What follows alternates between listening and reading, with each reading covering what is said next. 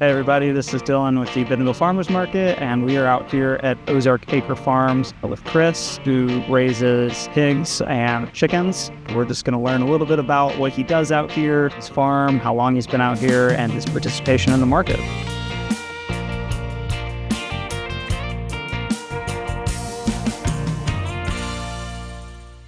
Tell me a little bit about starting at the farmers market. You started 2 years ago at our indoor market? Yeah, 2 years. Yeah, we've done 2 full seasons indoor, and then 2/3 of a season last year outdoor, and then we did. This is our first full time for summertime, but it's been good. We've created a pretty good clientele, and I don't need 200 or 300 customers. We've started to get a really good following, and that's been great. People come back and see us every week, and we also have people that order from us on the farm, and we've become friends. Yeah. And probably one of the cooler things is vendor friends. Yes. Yeah. I didn't even think about that when we started. I was like, oh, but some of these guys, we've become real friends, to where when, I don't know if you could see, but I had a little stuff done on my head.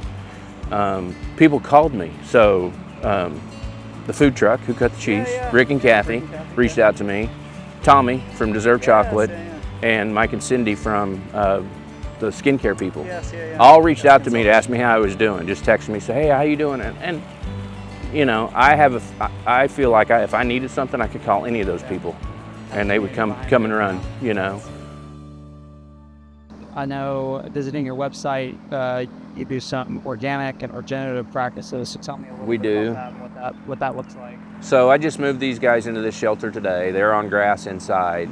But once I get them all moved in here tonight, I will have to put wood chips down tomorrow to cover their poo. And that's part of the regenerative stuff that we have. You can see the last 2 spots that we've had back here. We just continually build that up. We don't want those chickens living on their own mess. We just don't.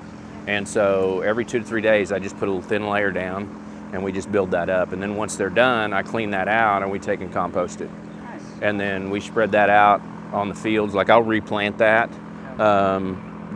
once I've got that all cleaned up, and probably this fall we'll replant that, so I've got fresh grass coming back in for next season. We deal with all the elements: the rain, the heat, the cold, the hawks, and the predators. So I mean, it's every season is a different challenge.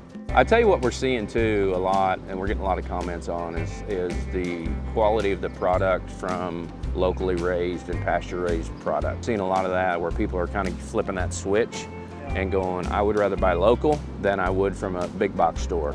For us as farmers, we appreciate that. Yeah. And what's really cool is when people actually thank you for doing what you do. Oh yeah. Because a lot of people don't realize how hard work it is. Oh yeah. And they actually go, I really appreciate what you do. And I'm like, thank you. I mean, almost brings me to tears sometimes, but